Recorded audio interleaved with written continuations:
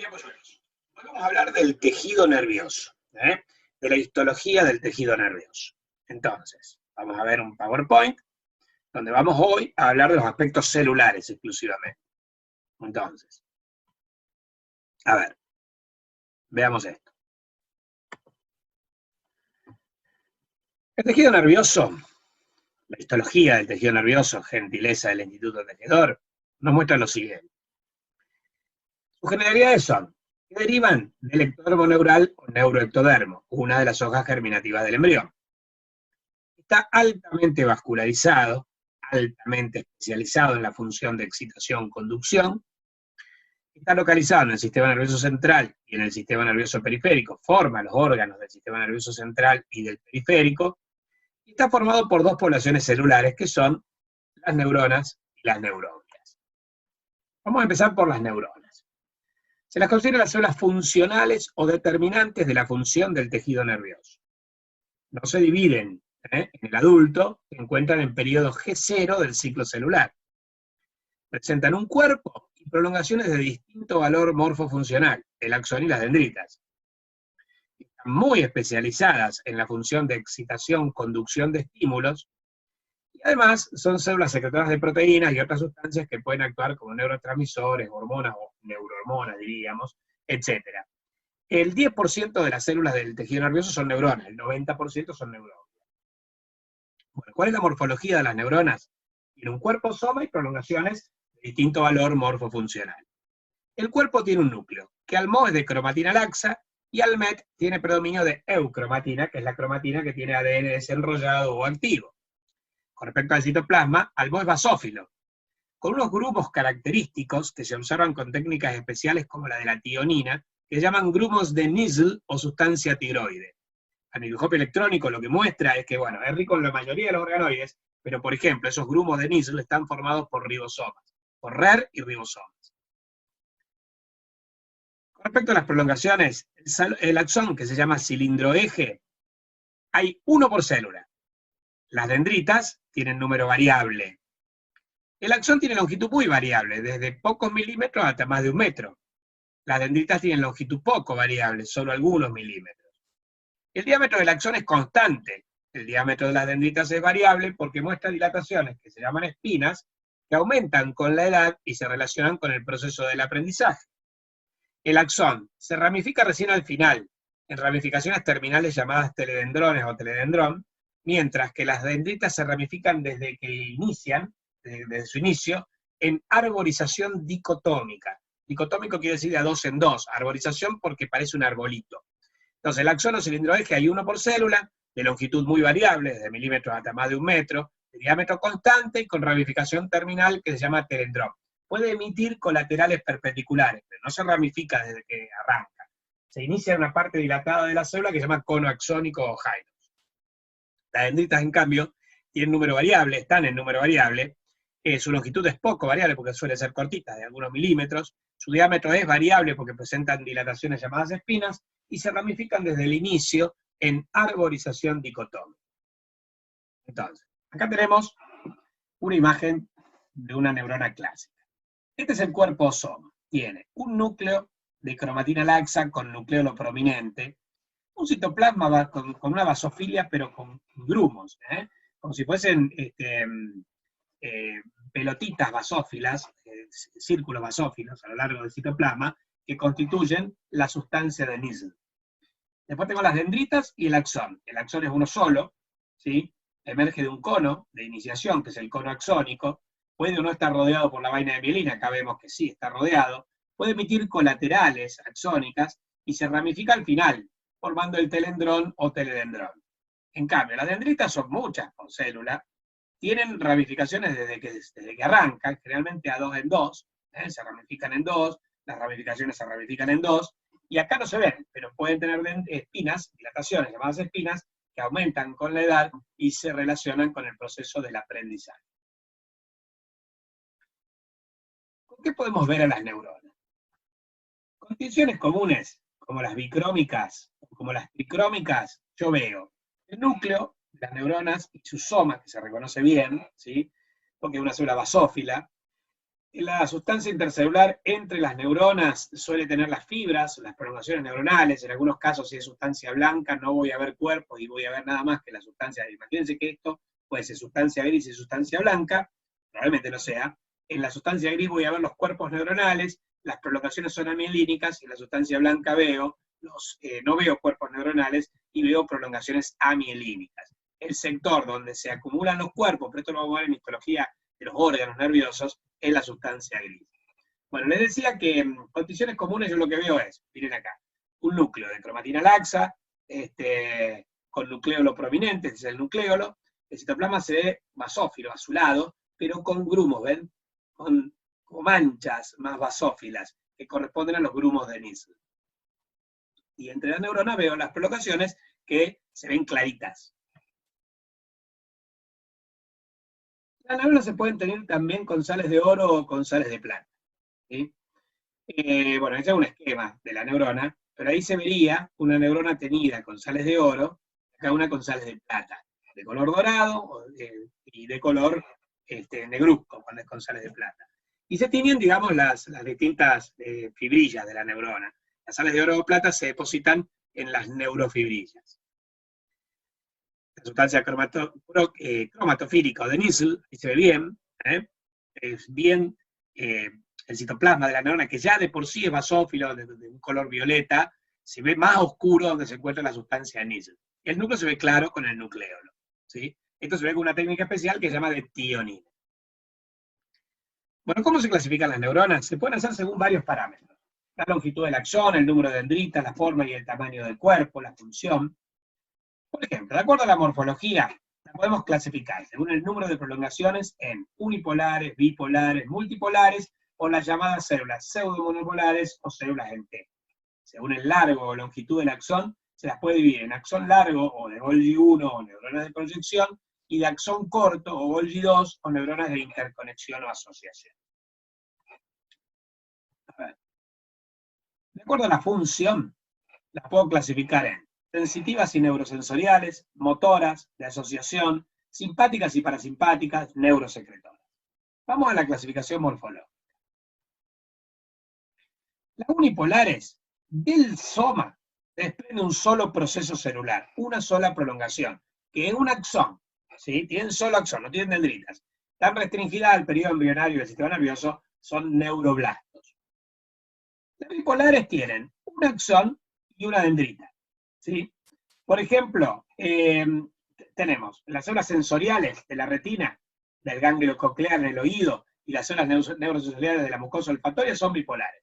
Y una dendrita en un polo, donde reciben el estímulo, y un axón en el otro polo, por donde conducen el impulso nervioso hacia el sistema nervioso central. Se encuentran en las regiones periféricas sensitivas.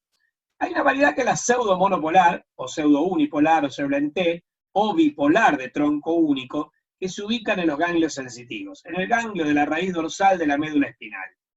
En las primeras etapas del desarrollo son bipolares, y después las prolongaciones convergen formando una sola, que a cierta distancia del soma se bifurca, un extremo se dirige a la periferia y otro hacia el sistema nervioso central. Por eso tiene como una formita de T al bifurcarse. Ahora les voy a explicar con unos dibujitos cómo se verían. Y finalmente, las multipolares tienen un axón y varias dendritas. O sea, la unipolar es solo axón. La bipolar, un axón y una dendrita, y las multipolares tienen un axón y muchas dendritas. Acá la tienen. Esta es una célula unipolar. Del soma sale un solo axón. Esta es una bipolar. Del soma sale un axón y una dendrita.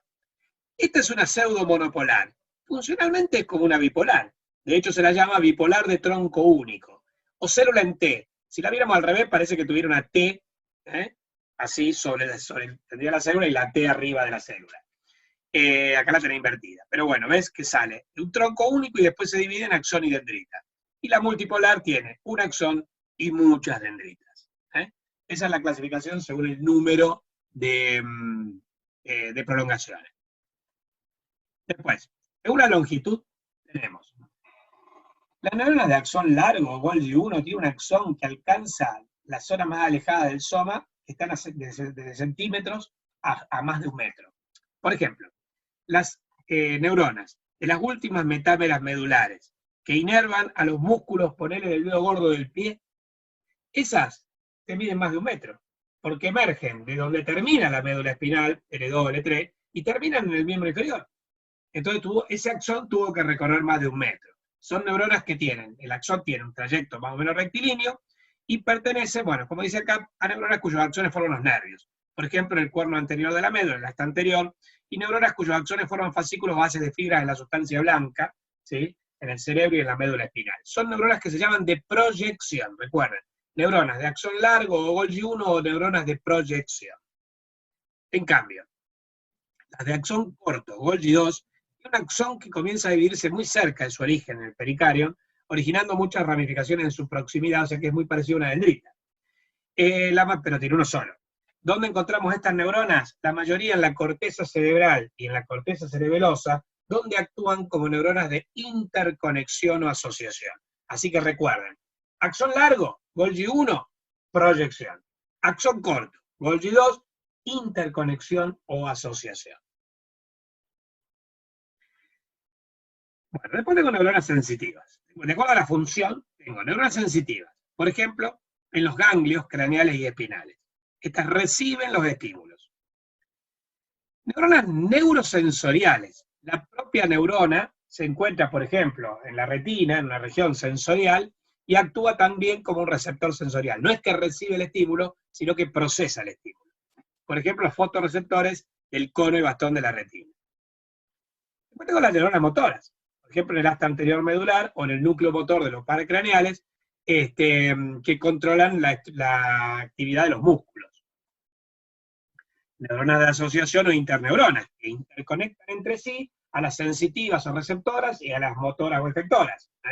Se llaman interneuronas o neuronas de interconexión o asociación porque vinculan a otras neuronas entre sí. Después tengo las neuronas simpáticas y parasimpáticas, que pertenecen al sistema nervioso autónomo. Tengo neuronas neurosecretoras, en algunos núcleos del hipotálamo que segregan hormonas como la oxitocina y vasopresina, que se consideran neurohormonas. Después tengo las neuronas centrales, las neuronas de las áreas superiores. Están en el sistema nervioso central, en la corteza cerebral y cerebelosa, en los distintos núcleos del cerebro, cerebelo y tronco encefálico, y en la sustancia gris de la médula espinal. Son las que procesan o generan, por ejemplo, las funciones superiores. La memoria, el aprendizaje, el sueño, la vigilia. Todo esto depende de las neuronas centrales. Las del cerebro, realmente en su sustancia gris. Mientras que las neuronas periféricas son las que están en el sistema nervioso periférico, en los ganglios craneales y espinales, y en los ganglios simpáticos y parasimpáticos. Aquí se encuentra el núcleo de esta neurona. ¿Estamos? O sea que pueden estar en el sistema nervioso central o en el sistema nervioso periférico. Vamos a la neuroglia. Estas se llaman las células coadyuvantes o auxiliares de la función del tejido nervioso. Estas se dividen, no están en periodo G0 del ciclo celular. Presentan un cuerpo y prolongaciones que son de igual valor morfofuncional. Estas no tienen axón y dendrita. No son células especializadas en la función de excitación-conducción, o sea, no son excitables. ¿Qué funciones cumplen? Fundamentalmente 4 funciones: sostén, nutrición, o 5 funciones: sostén, nutrición, revestimiento, mielinización y fagocitosis. Ahora vamos a ver cada una de las neuronas y les voy a explicar de las neuroglias y les voy a explicar qué hacen. Entonces, comparemos neuronas con neuroglias. La neuroglia representa el 90% del total de las células, del tejido nervioso. La neurona el 10%. La neurona es la célula funcional o determinante de la función. La neuroglia es la coadyuvante o auxiliar. La neurona del adulto no se divide, está en periodo G0. La neuroglia se divide, no está en periodo G0. La neurona tiene un cuerpo y prolongaciones de distinto valor morfofuncional, que son el axón y la dendrita. La neuroglia tiene un cuerpo y prolongaciones de igual valor morfofuncional. Las neuronas están altamente especializadas en la función de excitación-conducción porque tienen membrana excitable, que puede generar potenciales. Las neuroglias, en cambio, no son células especializadas en la función de excitación-conducción porque no tienen membrana excitable. Las neuronas cumplen funciones además de síntesis proteica, de neurohormona, etc. Estas cumplen funciones de sostén, nutrición, revestimiento, mielinización y fagocitosis. ¿Cómo se clasifica la glía o neuroglia? La central, la que está en los órganos del sistema nervioso central, se divide principalmente en 3: astrocitos, oligodendrocitos y el glioepitelio ependimario. La periférica, la que forma la estructura del sistema nervioso periférico, se divide también en tres. Tenemos las células de Schwann, los anficitos y los telocitos. Con respecto a los astrocitos, tienen muchas prolongaciones. Piensen esto. Cito quiere decir célula, astro quiere decir estrella. Son células con muchas prolongaciones que le dan un aspecto de estrella. En la sustancia gris se llaman astrocitos protoplásmicos. En la sustancia blanca se llaman astrocitos fibrosos. Los de la sustancia gris, los protoplásmicos, crean el 95% de las barreras hematoencefálicas de la sustancia gris que sirven para la nutrición de las neuronas. En cambio, en la sustancia blanca se llaman fibrosos. Estos crean el 100% de las barreras hematoencefálicas para la nutrición de la sustancia blanca.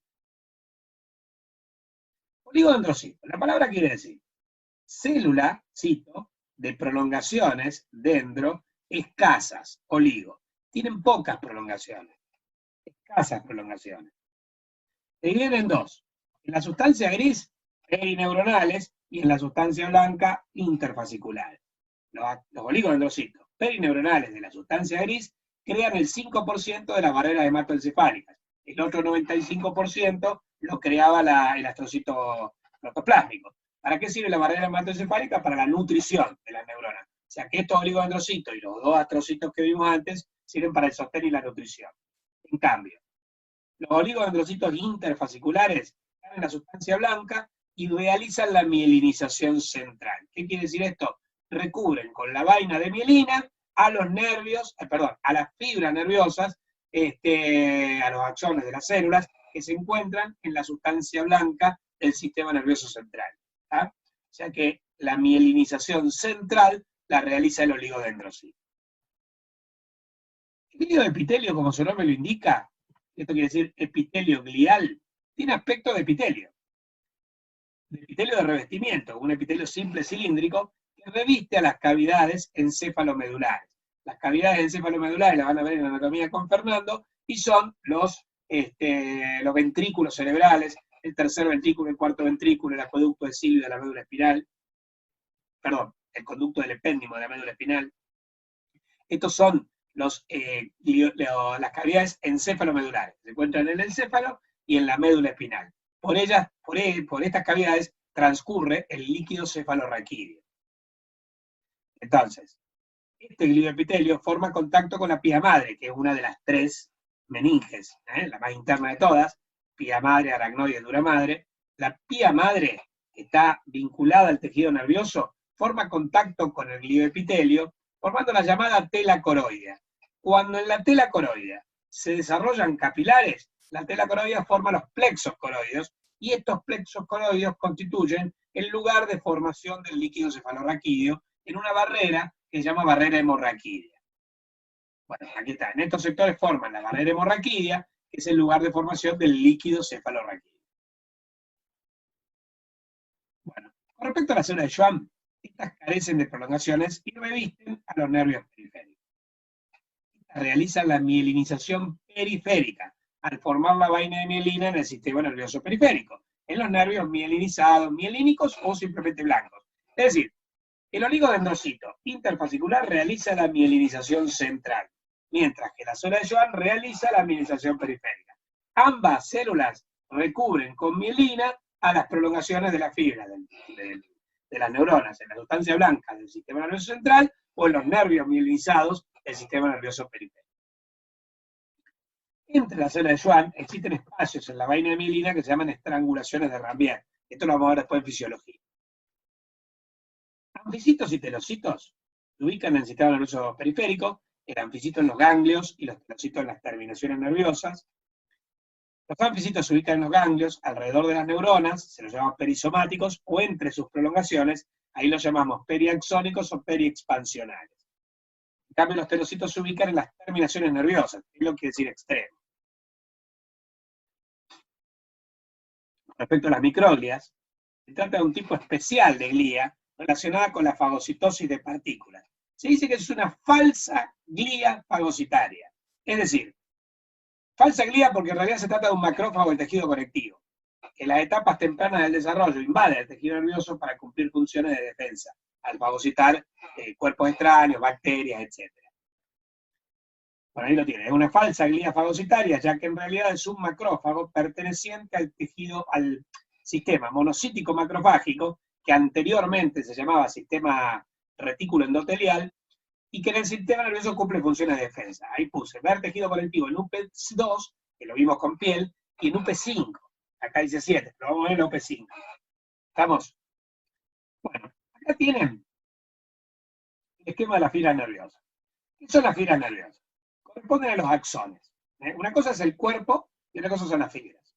Las fibras corresponden a los axones que forman parte de nervios en el sistema nervioso periférico y también los fascículos, cordones, tractos y en el neuropilo, que son las redes de exploraciones dendríticas, axónicas y de células de la neuroglia en el sistema nervioso central. Es decir, la fibra nerviosa está formada por axones, principalmente, y algunas dendritas que forman o los nervios del sistema nervioso central, periférico o los fascículos, cordones, tractos y neuropilo del sistema nervioso central.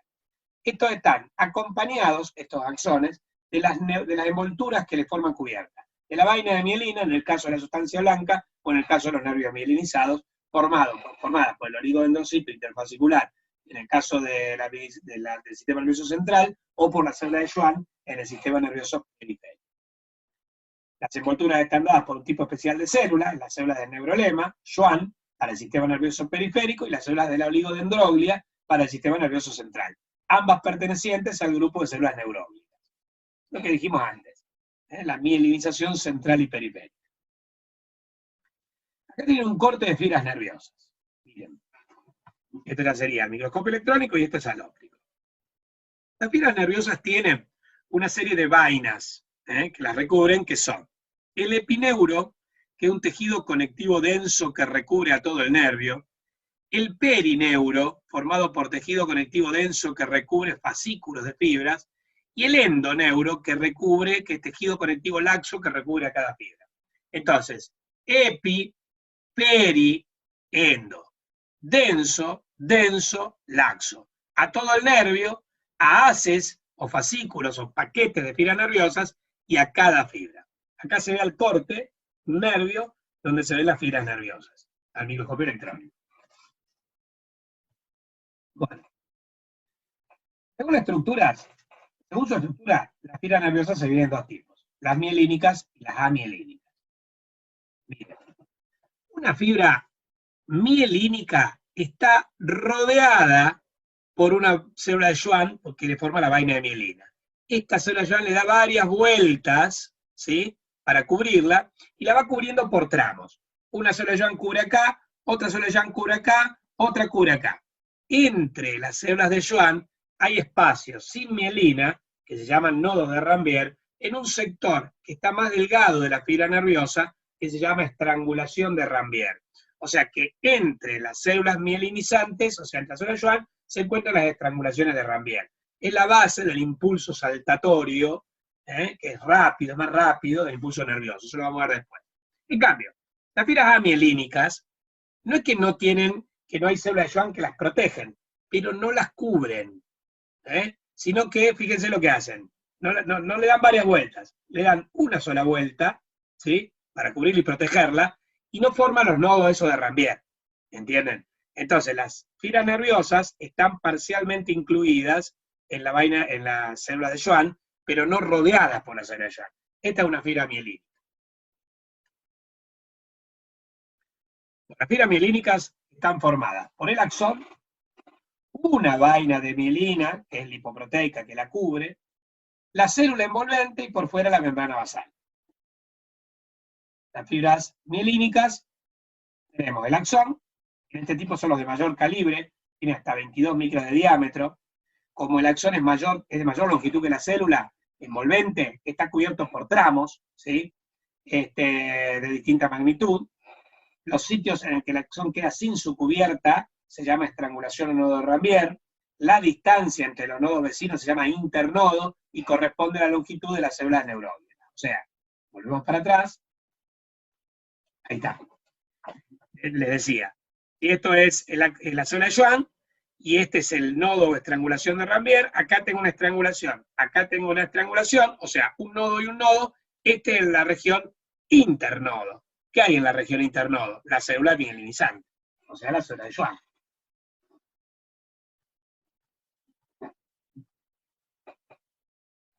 Bueno, acá tenemos al microscopio. La vaina de mielina se ve blanquecina, porque si yo quiero teñir la vaina de mielina, yo necesito teñirla con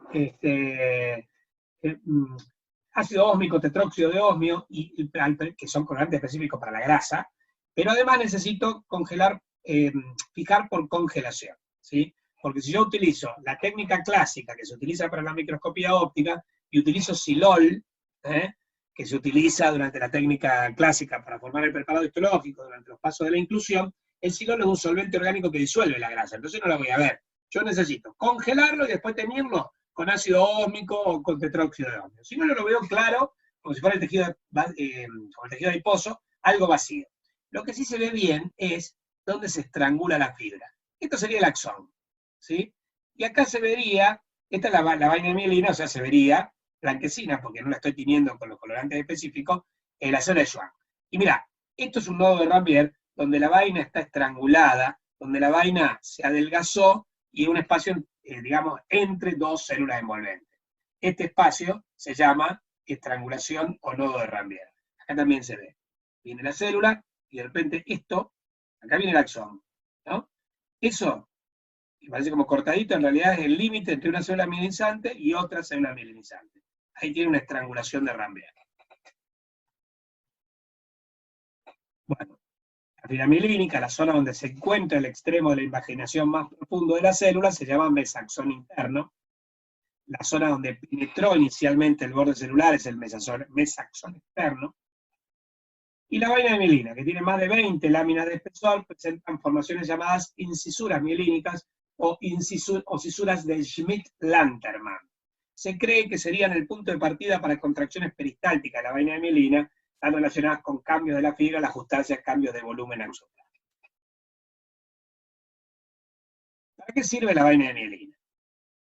Bueno, sirve para acelerar la velocidad de conducción nerviosa, ¿sí?